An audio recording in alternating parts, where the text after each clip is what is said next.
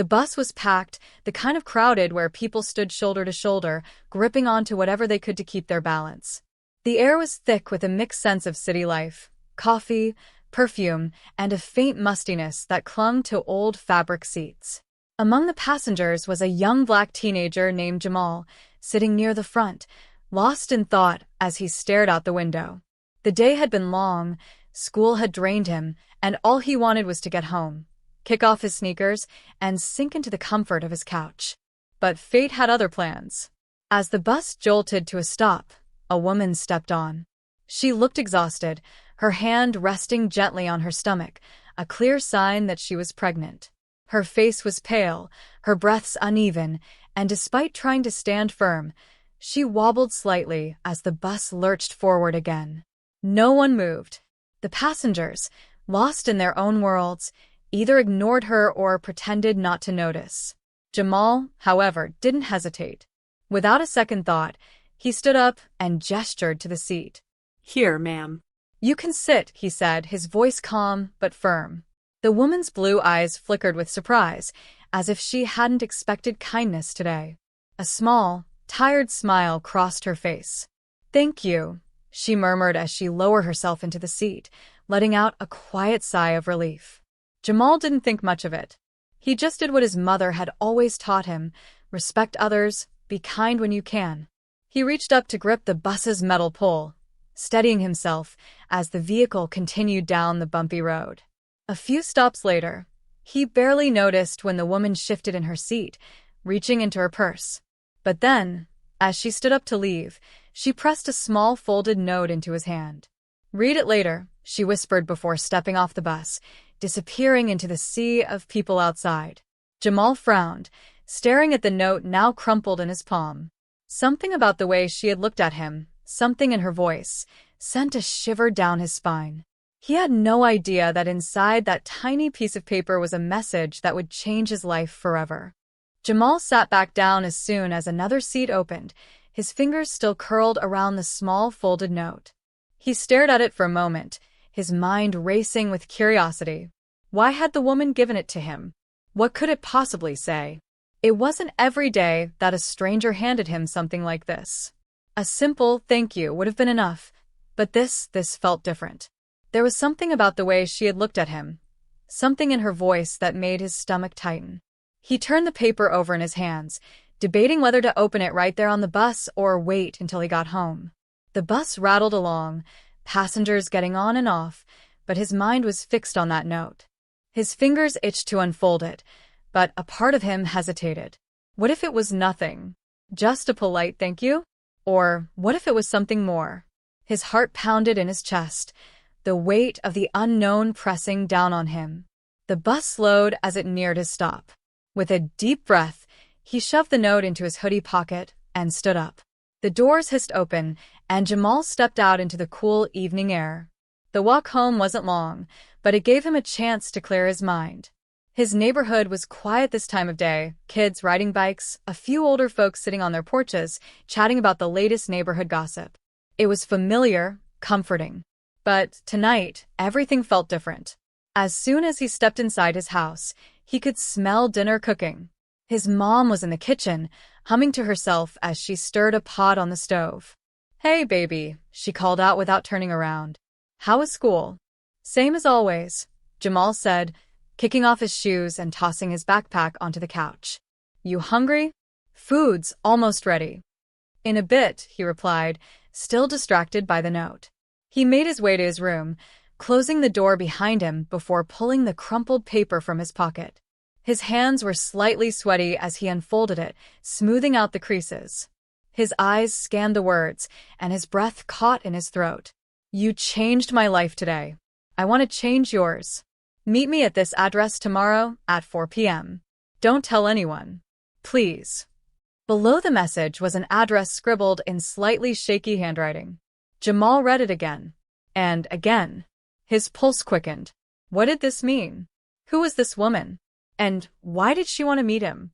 His first instinct was to show his mom, to get her advice, but something stopped him.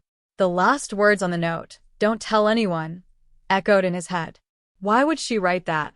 Jamal pulled out his phone and, typed the address into the Maps app. It wasn't far, maybe a 20-minute walk from his house. The area wasn't bad, but it wasn't exactly somewhere he went often.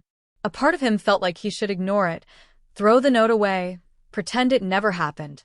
But another part, one driven by sheer curiosity, wouldn't let it go. That night, he barely slept.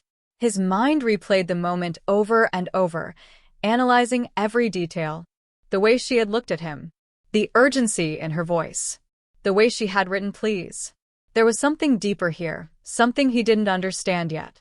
And he knew there was only one way to find out.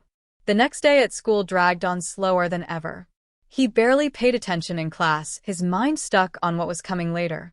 When the final bell rang, he grabbed his bag and headed out quickly, not even stopping to talk to his friends. He kept checking the time, making sure he wouldn't be late.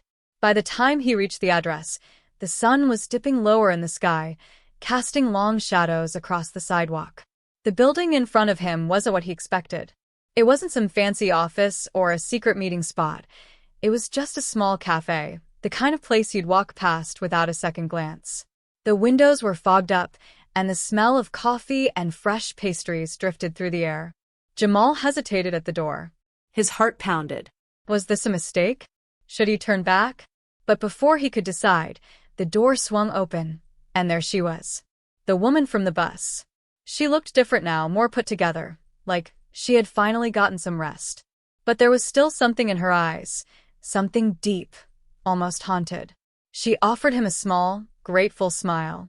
"I'm so glad you came," she said softly. "Please sit. There's something I need to tell you." Jamal stepped inside, his pulse racing.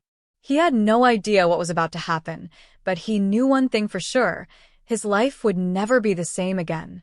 Jamal sat frozen, the weight of Emily's words pressing down on him like a heavy storm cloud. His father might still be alive. The idea felt impossible, like something out of a movie, but there was something in Emily's voice, in the way her hands trembled slightly as she spoke, that made it clear she wasn't making this up. She believed it.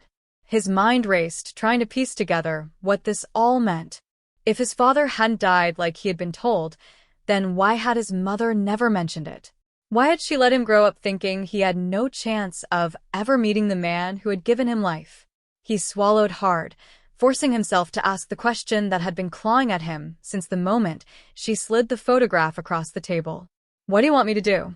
Emily exhaled slowly, as if she had been waiting for him to ask. "I need you to come with me," she said. "There's someone we need to meet. Someone who might have answers."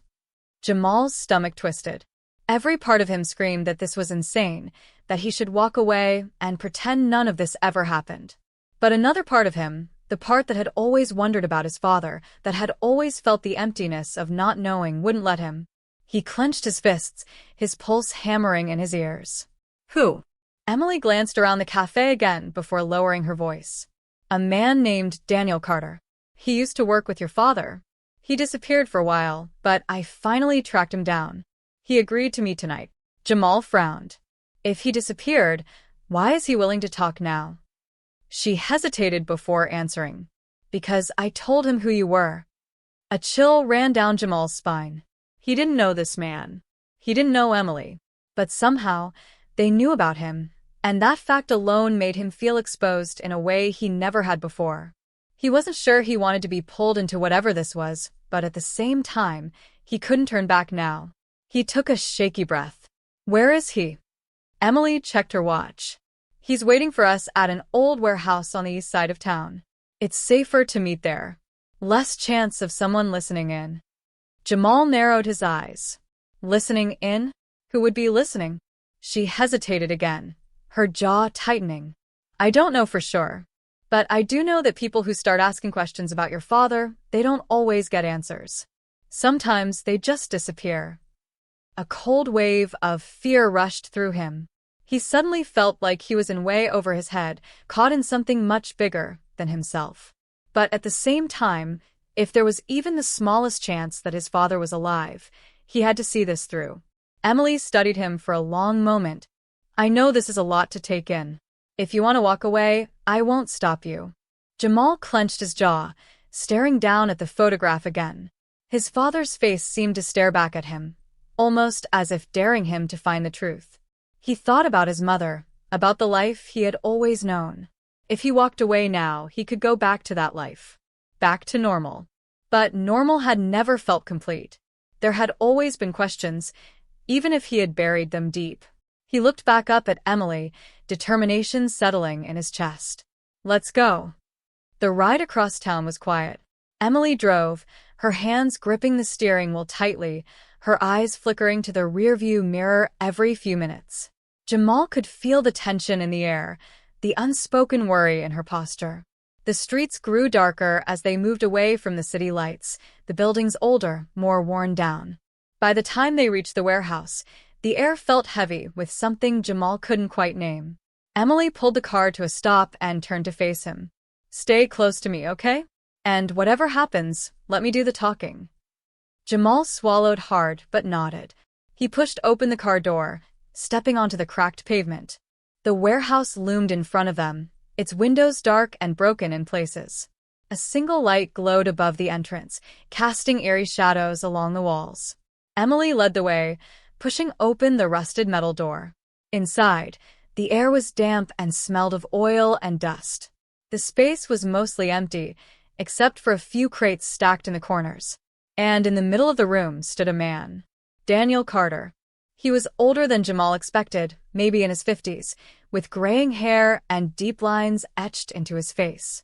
His eyes flickered to Jamal the moment they stepped inside, his expression unreadable. So you brought him, Daniel said, his voice rough. Emily nodded. He needed to hear the truth. Daniel studied Jamal for a long moment before letting out a slow breath. You look just like him, he muttered, almost to himself. Then he gestured toward the crates. Sit. We don't have much time. Jamal hesitated before lowering himself onto one of the crates. His heart pounded so loudly, he thought they might hear it. He had never been more afraid and more desperate for answers in his life. Daniel leaned forward, his voice low. Your father didn't just disappear. He was taken. Jamal's stomach twisted. By who? Daniel's gaze darkened. People who wanted him silenced. The words sent a chill through Jamal's entire body. He clenched his fists, his breath coming fast. Why? What did he know? Daniel exhaled sharply, glancing at Emily before turning back to Jamal. The kind of things that get people killed. A cold shiver ran down Jamal's spine. He wanted to press for more, to demand answers, but before he could speak, something outside made Emily tense. A shadow moved past the broken windows. Daniel's face hardened. Did anyone follow you? Emily shook her head. I don't think so. Jamal barely had time to process what was happening before Daniel stood abruptly. We need to go. Now. The urgency in his voice sent Jamal's pulse into overdrive. Emily grabbed his arm, pulling him up. The air in the warehouse suddenly felt suffocating, like the walls were closing in. Then, a loud bang echoed through the space. Jamal flinched, his heart slamming against his ribs. Footsteps. Heavy. Fast. Getting closer. Daniel's eyes flashed with something Jamal couldn't quite read. Fear, regret, urgency. Run, he hissed. But before they could move, the warehouse doors burst open, and everything went dark. Jamal's world tilted into chaos. A deafening noise rang in his ears as his vision blurred. The moment the warehouse doors burst open, everything had gone black. Whether from the shock or something else, he wasn't sure. His mind struggled to catch up with what had just happened. His heartbeat pounded in his head, his breath coming in short gasps. The first thing he became aware of was the cold, rough texture of the floor beneath him. His cheek was pressed against it, dust and oil filling his nose. His arms felt heavy, his legs stiff. Somewhere close, he heard muffled voices. Urgent. Low. He forced his eyes open, but the dim light barely helped him make sense of his surroundings. A shadow moved near him. Then another. Heavy boots scraped against the concrete. Someone was pacing. Jamal tried to lift his head, but a sharp pain shot through his skull, forcing him to stay still. His thoughts swam in confusion. Where was Emily? Where was Daniel? He tried to remember the last thing he saw before everything went dark, but it was all fragments, pieces that refused to fit together. Then, just as his vision cleared a little more, a voice sliced through the air. "Is he awake?" Jamal's muscles tensed. The voice was unfamiliar, cold, calculated. He heard footsteps approaching. Someone knelt beside him. A hand grabbed his shoulder, shaking him roughly. "Get up." Jamal gritted his teeth and forced himself to sit up. His head throbbed, his vision swayed, but he stayed upright. He blinked hard, finally getting a clear look at the figures surrounding him. 3 men, dressed in dark clothing, tactical gear. Their faces were hard, unreadable. One stood with his arms crossed, another leaned against a stack of crates, and the third, the one who had spoken, stood directly in front of him. Then his eyes landed on Emily. She was a few feet away, her hands zip-tied behind her back, her face pale but determined. Her eyes met his, and in that moment, something passed between them, an unspoken message. "Stay calm." Daniel was nowhere to be seen. Jamal's pulse hammered as he turned back to the man in charge. He had sharp features, short-cropped hair, and a gaze that felt like it could cut through steel. "You're a hard person to track down," the man said, watching Jamal closely. "But then again, so was your father." Jamal's breath caught. His father. They knew about his father. The man tilted his head slightly, as if measuring Jamal's reaction. "You don't know who we are, do you?" Jamal swallowed, refusing to speak. He wasn't about to give them anything. The man smirked. "Smart. You're like him in that way." He paced slowly in front of Jamal, his boots echoing against the concrete. "But I'll make this simple for you. Your father got involved in something he shouldn't have. And now you have too." Jamal's fists clenched. "Where is he?" he demanded, his voice raw. The man's smirk faded. "That's the real question, isn't it?" He nodded toward one of his men, who pulled out a thin file and tossed it onto the floor in front of Jamal. "Go ahead. Take a look." Jamal hesitated before reaching for the file. His fingers trembled slightly as he flipped it open. His stomach twisted at what he saw. Photographs. One was of his father, taken years ago, but he didn't look much different from the few pictures Jamal had seen before. The next image was of a document, something official-looking, though most of it was blacked out with thick redaction marks. Then he turned to the last photo. His blood turned to ice. It was a recent image. Of a man who looked exactly like his father. Jamal's breath caught in his throat. The man in the picture wasn't just someone who resembled his father. It was him. Older, his hair grayer, his face sharper, but still undeniably him. He felt his pulse hammer against his ribs. He couldn't look away. This wasn't possible. His father was supposed to be gone. Dead. The man crouched beside him, his voice lowering. "Your father's alive, Jamal. But the real question is, do you really want to find him?" Jamal's head snapped up, his eyes burning with anger. "What kind of question is that?" The man exhaled, standing back up. "Because finding him means uncovering the truth. And sometimes, the truth is worse than not knowing." Jamal felt his entire body tense. This wasn't just about his father being alive. This was about something bigger. Something dangerous. Emily shifted slightly, her voice sharp. "You wouldn't have gone through all this trouble just to tell him that. So, what do you really want?" The man's smirk returned. "Simple. We need to know if he's looking for us, too." Jamal frowned. "What do you mean?" The man sighed, almost as if he were explaining something to a child. "Your father disappeared because he knew too much. We thought he was gone for good. But recently, there have been signs that he's still out there. And if he is, it means he's looking for something. Or someone." Jamal's stomach twisted again. "You think he's looking for me?" The man nodded. "And we need to know why." Jamal's head spun. None of this made sense. If his father was alive, why hadn't he reached out before? Why now? And more importantly, if these men were so desperate to find him, what exactly had his father been running from? A heavy silence settled over the room. Then the man straightened, pulling something from his pocket. A small device, sleek and metallic. He pressed a button and a red light flickered on. "This is a tracker," he said. "You're going to wear it, Jamal's jaw tightened. Why would I do that? Because, the man said, his voice low, if your father really is looking for you, this will lead us straight to him. Jamal felt Emily's gaze on him, but he couldn't look at her. His entire body was rigid. This was a trap. He knew it. But if his father was out there, if there was even the slightest chance that he was alive, could he really walk away now? His hands clenched into fists. He had no choice. He reached out and took the tracker. And just like that, everything changed. Jamal's fingers tightened around the tracker. His pulse pounded in his ears as he felt the weight of his decision sink in. He wasn't just agreeing to wear a device. He was walking straight into the unknown, into something that could change everything. His father was out there. That much was clear. But whether finding him would bring answers or only more danger was a question he couldn't ignore. Emily was watching him closely, her expression unreadable. He could sense her unease, the tension in her posture. She didn't trust these men. Neither did he. But what choice did he have? The leader gave him a slow nod, satisfied. Good choice, he said, motioning for one of his men to step forward. The man pulled out a small band, similar to a watch, and strapped it onto Jamal's wrist.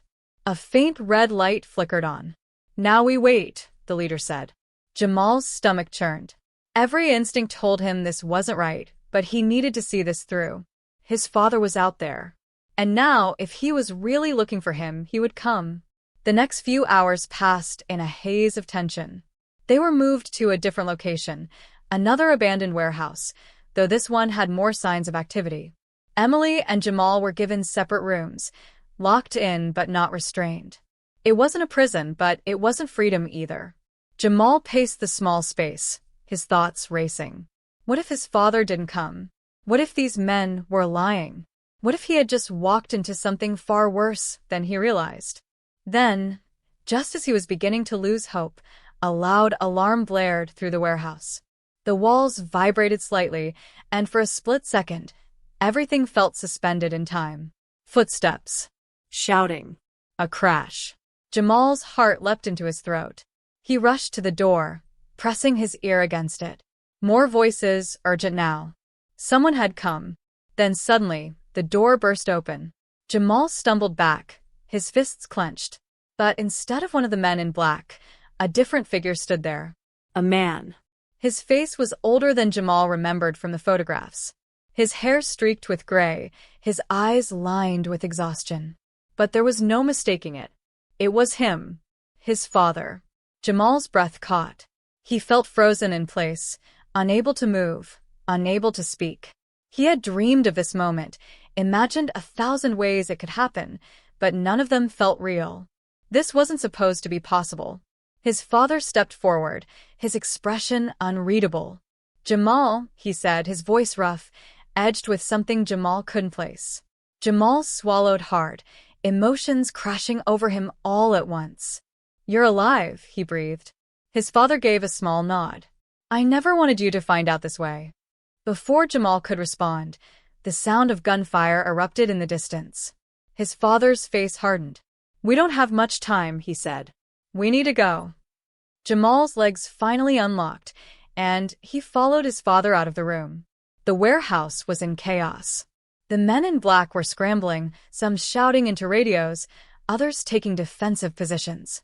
Emily was nowhere in sight, but Jamal knew she had to be close. His father led him down a narrow hallway, moving with the precision of someone who had done this before. I know you have questions, he said as they ran. But the only thing that matters right now is getting you out of here. Jamal's chest tightened. What about you? His father didn't answer. Instead, he stopped abruptly, pressing himself against the wall. Jamal followed his gaze. Ahead of them, 2 of the men in black were standing guard. They hadn't seen them yet. His father turned to him, lowering his voice. Stay here. Jamal opened his mouth to protest, but before he could say a word, his father moved. In a flash, he took down the first guard, striking with a speed and efficiency that sent the second stumbling back in shock. Before the man could react, his father had him disarmed and unconscious on the floor. Jamal stared, his breath catching. His father wasn't just someone who had been running. He was someone who had been trained for this. His father turned back to him. Come on. They ran again, twisting through the maze of the warehouse. As they neared the exit, Jamal finally spotted Emily. She had taken cover behind a set of crates, gripping a metal pipe, as if ready to fight off anyone who got too close. Her eyes widened when she saw them. You found him, Jamal nodded. We need to go. His father took the lead again, guiding them toward a side door. But just as they reached it, a voice called out from behind them. Stop right there. Jamal spun around. The leader of the men in black stood a few feet away, a gun raised, his expression unreadable. His father slowly stepped in front of him. It's over, he said calmly. The leader smirked. You think so? Then, before anyone could react, he pressed a button on a small device in his hand. Jamal's wrist burned. The tracker. He barely had time to react before a sharp pain shot through his arm, spreading like fire through his veins. His knees buckled. The room tilted. Jamal. Emily's voice sounded distant, fading. He struggled to stay upright, but his body wouldn't listen. His vision blurred. His father's face was the last thing he saw before everything went dark. When he woke up, he wasn't in the warehouse anymore. He was in a hospital. A beeping sound filled the room. The smell of antiseptic clung to the air. His head felt heavy, his limbs weak. Slowly, he turned his head. Emily was there, sitting beside him, relief washing over her face when she saw him stir. You're okay, she whispered. Jamal swallowed, his throat dry. My dad. Emily hesitated, then gave a small nod. He's gone. Jamal's heart clenched. Gone. She exhaled. He got you out. But he didn't come with us. A wave of emotions crashed over him. Anger. Confusion. Pain. His father had been right there. And now, just like before, he had disappeared. Jamal clenched his fists. He had found his father, only to lose him again. But this time, he wasn't going to stop looking. Jamal sat in the hospital bed, staring at the ceiling as the weight of everything settled over him. His body was exhausted, but his mind wouldn't rest. The steady beeping of the heart monitor was the only sound in the room, a reminder that he was still here, still breathing. But his father wasn't. At least, not with him. Emily hadn't left his side since he woke up. She was quiet now, watching him, letting him process. He appreciated that. There were too many questions swirling in his head, and none of them had easy answers. He finally turned to her. How did we get out? His voice was rough, weaker than he expected. Emily leaned forward, resting her arms on the edge of his bed. Your dad got us out of there before everything fell apart. The place was swarming with backup. Whoever those guys were, they didn't want any loose ends. Your dad told me to get you out no matter what. Jamal swallowed hard. And he just left. Emily hesitated, then nodded. Yeah. He made sure you were safe, then disappeared before anyone could stop him. Jamal clenched his jaw. It didn't make sense. His father had been alive this whole time, hiding, running, fighting. And just when he finally had the chance to be with him again, he was gone. He knew this would happen, Jamal muttered, more to himself than to Emily. That's why he never came back before. He knew it would be dangerous. Emily nodded slowly.